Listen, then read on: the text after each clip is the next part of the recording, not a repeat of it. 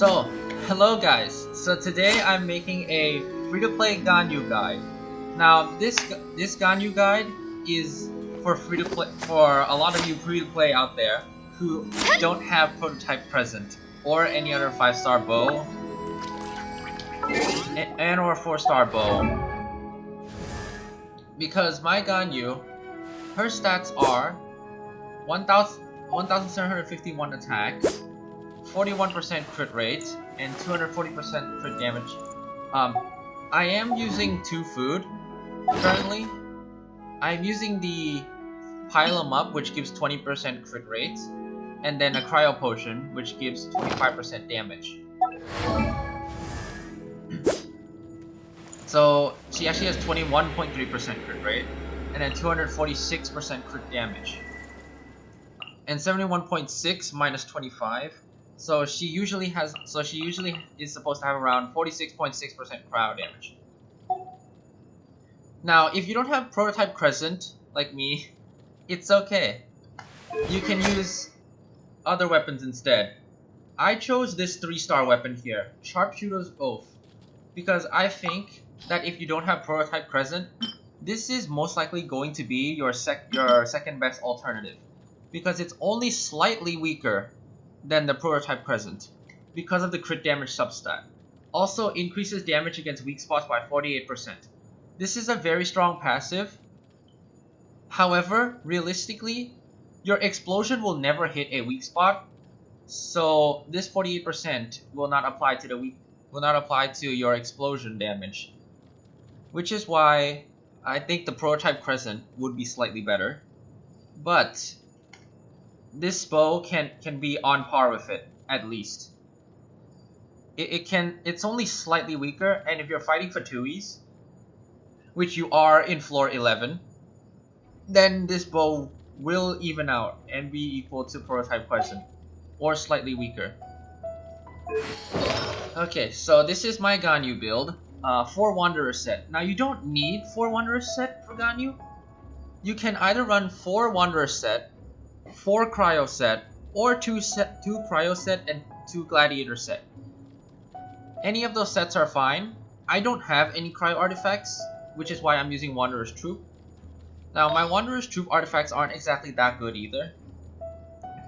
They could still be worked on, seeing as how I only get 20% crit rate. So I definitely want slightly more. For Ganyu, you want 30% crit rate or above from your artifacts. So this is my flower, crit rate 3.9%, crit damage 18.7%, and attack plus 10.5%. My feather, which is the main problem, has defense, elemental mastery, HP, and attack plus 15.2%. It's not that good. I would love to replace it, but I don't have anything else to replace it right now. I have this hourglass, which is pretty good. Energy recharge, attack plus 33, and then crit damage plus 26.4%. This goblet, cryo damage bonus, with crit rate, elemental mastery plus 56, energy recharge plus 5.2%, and crit damage plus 13.2%. And then lastly, my helmet, crit damage, defense percent, this sucks, elemental mastery plus 61, attack plus 4.7%, and crit rate plus 6.2%. In total, this is what I'm getting from my artifacts. Of course I have her at C0, and her talents right now are 8 to 5. Now, in my opinion, if you have Ganyu, you want to focus on her charge attack. A lot of people have been saying that Ganyu is a support, but unless you have a super stacked Chongyun, she will be much better as a main DPS in every scenario. Because if you want to support her, if you want to use her as support for, let's say, Diluc, then forget it. She will do more damage than Diluc easily, because her charge attack at level 8, she has 553% total damage, because this is her first damage, Frostflake arrow damage, and Frostflake arrow bloom damage, 348%. So what does this mean? Why am I adding them up? So Ganyu, when she shoots this arrow, that arrow that lands is the Frost Flake arrow damage. And that is the only shot that is affected by this passive. Sadly, the explosion doesn't, but the explosion is so strong, it's fine. Now, the 348% bloom is this. You see this explosion that comes out of Ganyu's shot. That is the bloom damage. Now, Ganyu is absolutely insane, because this multiplier is so high. This is ult level multipliers. And then her passives. After firing a Frost Flake arrow, the crit damage of subsequent Frost Flake arrows and the resulting bloom effects is increased by 20% for 5 seconds. So if you do a charge attack, her crit rate for her next charge attack has an extra 20% crit rate. Now this is why you only need 30% crit rate on Ganyu. Because if you have 30%, after your first shot, you will already have 50% for most of your other shots. And 50% crit rate is already good enough. Because with Ganyu, if you can, you want to get her crit damage as high as possible. Like my one is 246%.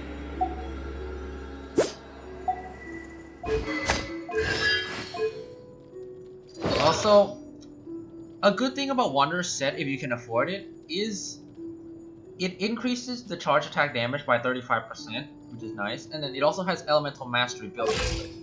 As you can see, I have 218 Elemental Mastery, so my melt does an extra 37.4%. So, my opinion of Ganyu for free-to-play is summon her. She is a top-tier DPS. She easily out-damages characters such as Diluc. Since I've tried Diluc before, she most likely out-damages Keqing. I have not used the Keqing, but Ganyu seems so strong that instead of calling her Cryo Amber, we should call her Cryo Klee. Because Klee and Ganyu are the top 2 DPSs in the game right now. No question about it. They're just way ahead of everyone else in terms of damage. So as a free-to-play, considering that she can do this much damage with a 3-star bow, and she's able to be played with many artifact sets. This, the Wanderers, Cryo, 2-set Cryo, and even Bolide if you want. Because if you have any shield characters such as Zhongli or even Noelle or Diona, Bolide will work for her. Because what 4-set Bolide does is it gives an additional 40% normal and charge attack damage when you're protected by a shield. Now that is huge. As long as you have a shield character, you can have that 40% almost all the time, which is absolutely amazing. Oh yeah, and her second passive too. I forgot to mention this. Her second passive gives a 20% cryo damage bonus to active party members in the AoE. So, as long as you use the ult, you're standing in her ult, you get 20% cryo damage bonus, which is pretty big. These 2 passives alone are absolutely phenomenal. I think as a free-to-play, she's definitely a very good pick. A very good summon. I would even go as far as to say, skip Xiao for Ganyu. Xiao does look amazing, but I think that Ganyu will actually be slightly better in terms of DPS. I can discuss why on another video if you want me to. As later on, I'll discuss a bunch of characters. But Ganyu is super impressive to me. Okay, so now I'm going to show you her. I'm going to show you how she performs in the overworld without any setup. Let's see. I think there's a camp here. Okay, so in the showcase, not only was Ganyu using a free-to-play pretty free-to-play friendly build of artifacts and a 3-star weapon.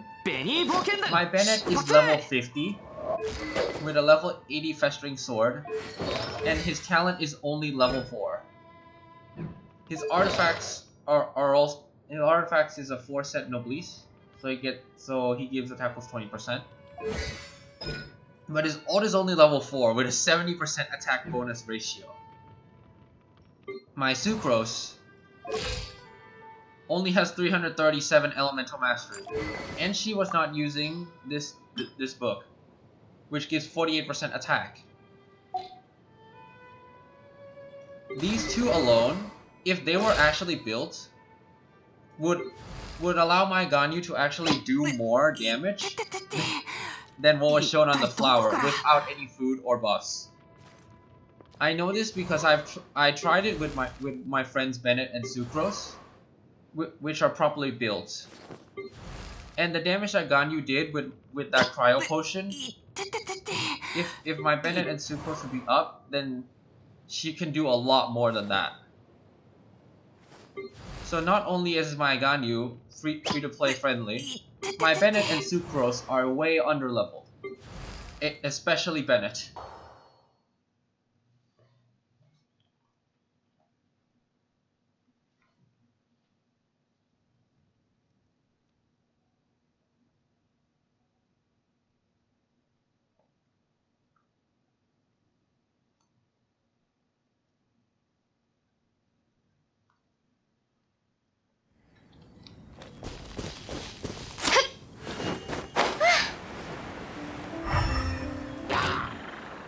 Just outside the world with no setup.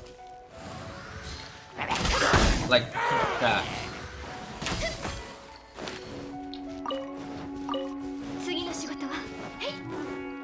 I need to find an actual camp. Not lag.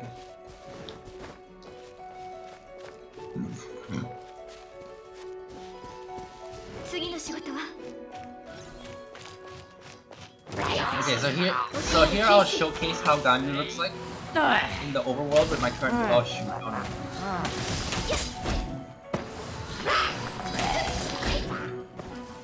So Ganyu with my current build in the outside world, she can do this without any setup,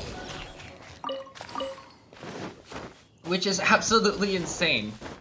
The only other character I've seen that does this much damage immediately without setup is Klee. I have not seen any other character be able to do this much damage. Alright, hold on, cut this out. Where is the camp? God damn it, I need to find a camp.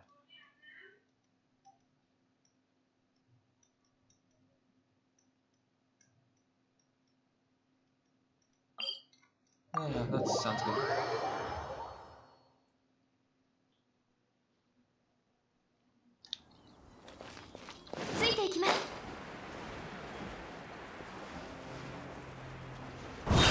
Okay, so here we have some treasure hoarders. Now let's see what she can do without any setup. Yes. This is the kind of damage that she can put up. 3-star bow, by the way. No setup.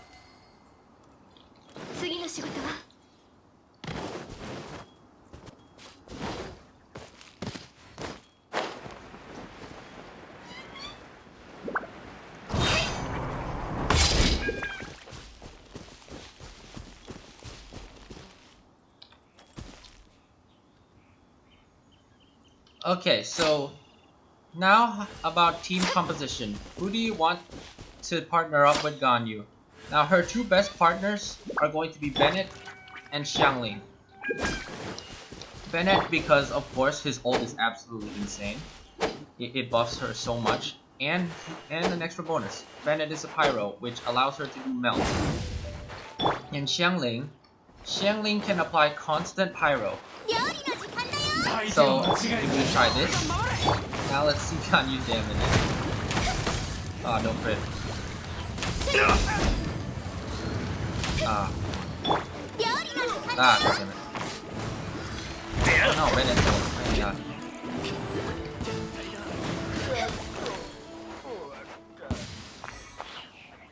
Oh, that was a massive fail. I'll be right back.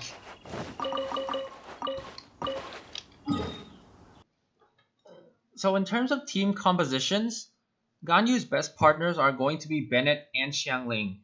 Because Bennett, he can provide attack bonus, he can heal, yada yada, we all know. And Xiangling is the only character right now that can reliably inflict pyro every now and then. So that's why Xiangling is also a very good partner for her. So the Shield boss. Alright.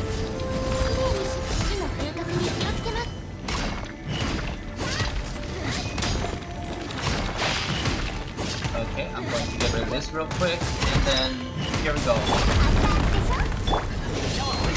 Now to show how much damage she can do with this setup. Oh no, no crit. Yeah. Alright, jeez.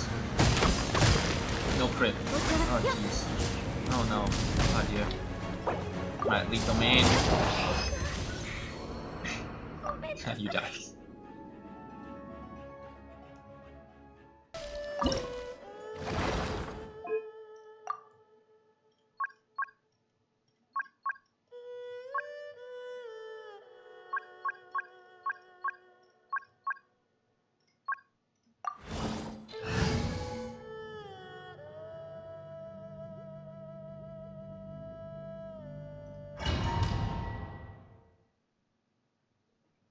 Alright, take 2.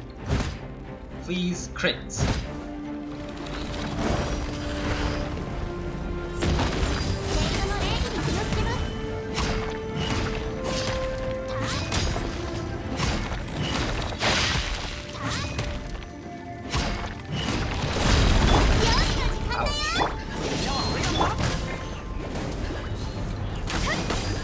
There we go. Okay, so this is what Ganyu can do. If you have Bennett and Xiangling.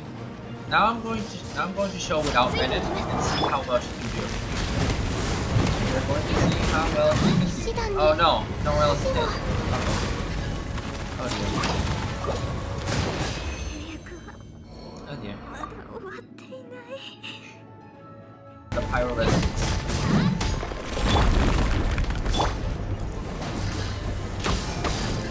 So even without Bennett ult, she's doing this much. So Ganyu, crit.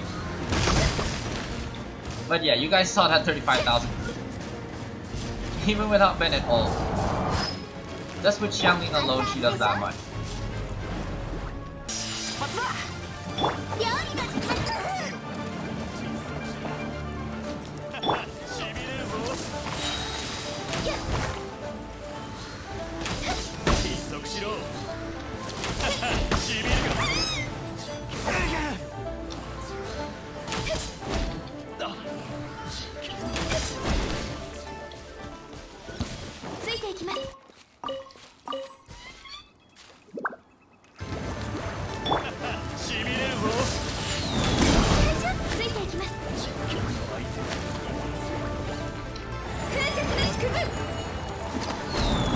As a side note, here's also what my ult kinda does on Ganyu with this build.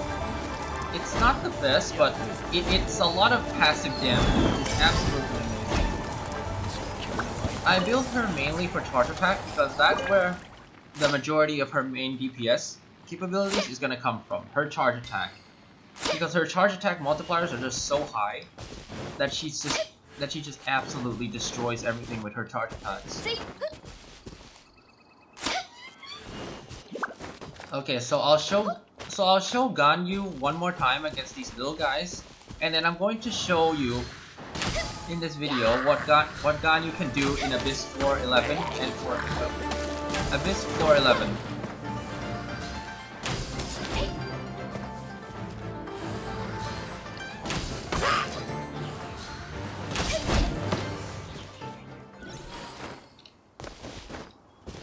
So, okay.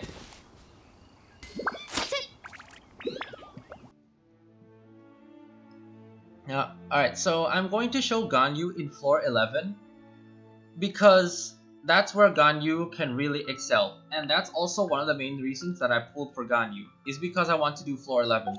With her, I managed to get 9 stars on floor 11. And this was the team that I used. Ganyu, Bennett, Xiangling, and then Albedo, Ganyu, Bennett, Xiangling, and then Traveler, Zhongli, Jean, and Sucrose. Now the main MVPs here are Ganyu and Jean. The other characters are pretty optional. But Ganyu and Jean just make this floor 11 absolutely child's play.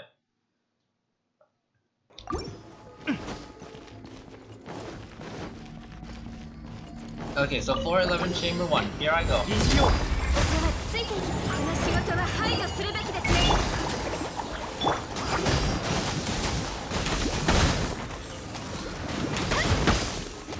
Also, the current Abyss buff right now is pretty dang good if you have a Geo character along with Ganyu. Because you basically can get like 25% extra damage pretty simply. It's very nice.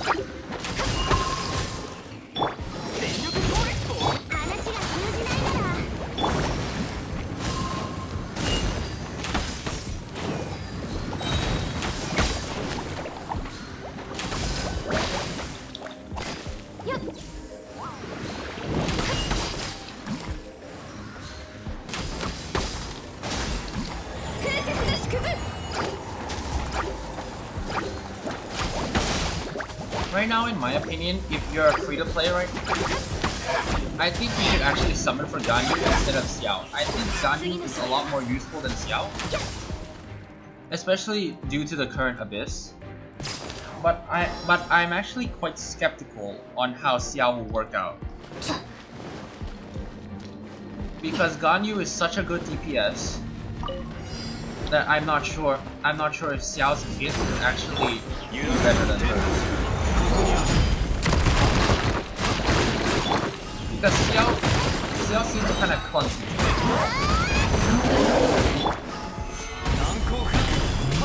me. And right after Xiao, there's Hao, which I'm very confident that Hao is going to be better than Xiao, 100%, easily.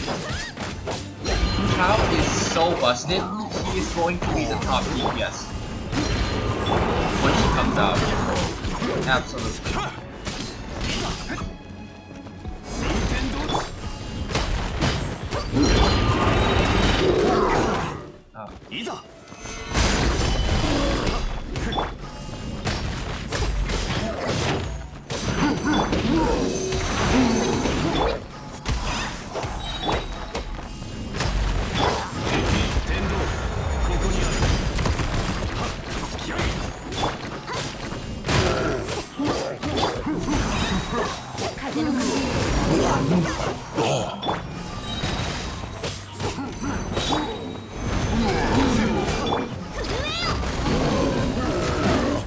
This isn't exactly a very good run, but whatever, it's fine.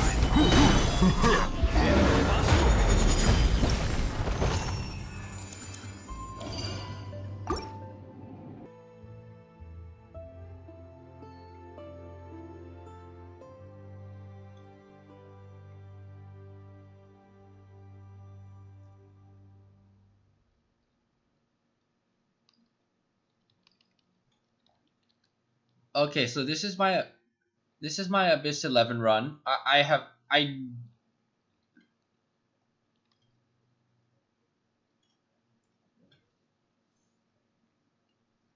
Okay, so this is my Abyss 11 run. My buffs aren't that good; they're average.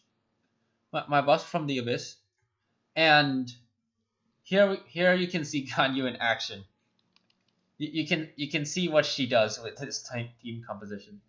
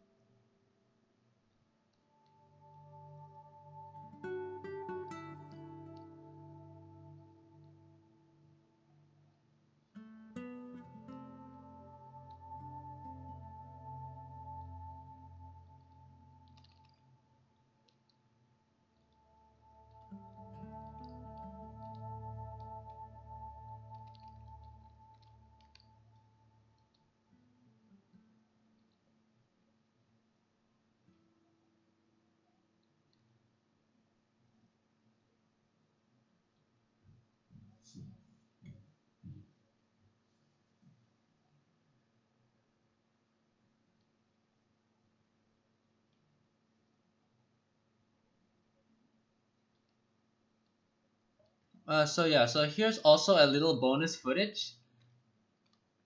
For those of you who are struggling against these mages, here's a tactic that you can do. Use two sucrose E in the beginning, and then use Gene to do fall damage, and then use sucrose 1 charge attack to push them back, and then do Gene fall damage, and then after that you just kind of repeat the cycle. You do 1 sucrose E and then 1 Gene E. The purpose of 1 sucrose E is to stall for time, because without sucrose's E, sometimes the mage might teleport away. So that's why I do that, to make myself consistent. As for these Fatuis are pretty easy. If you have Gene overall, this is pretty easy. Here I messed up. My sucrose died, but it was okay. It's still 9-star. If you have Gene, this is very, very easy. If you don't have Gene though, it'll be very hard. But you could kind of play with sucrose. You can kind of play with sucrose or any character that you currently have, and try to push them to the wall. Because if you push them to the wall hard enough, they'll take fall damage. And fall damage is really key to winning this abyss here.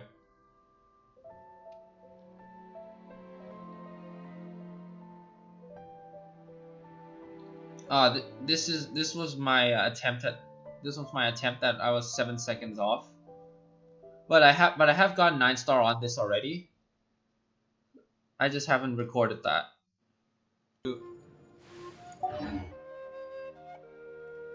Now Ganyu freeze comps can also indeed work, but I do prefer the melt comp much more, because her freeze comp is very awkward. Because right now the only other characters that are Hydro are Barbara, Xingqiu, Mona, and Child. If you have Mona or Child, playing Ganyu freeze comp is very easy. You can just combo both of them together pretty simply.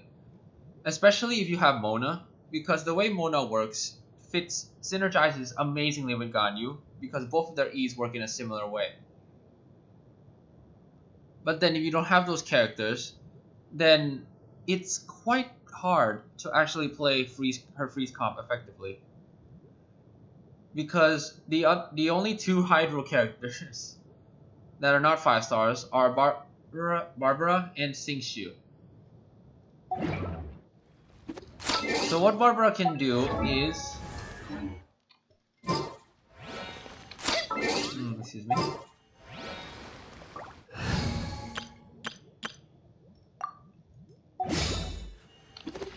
So what Barbara can do is since she's a mage, she can apply water whenever she wants. Or you use her E, because her E also makes other surrounding enemies wet. And then you can use Ganyu. However, her E promotes close range, which Ganyu doesn't exactly want. One of her aspects is range, so using Barbara would kind of limit you. And also Xingqiu. Xingqiu would be amazing, except for the fact that the way his E activates.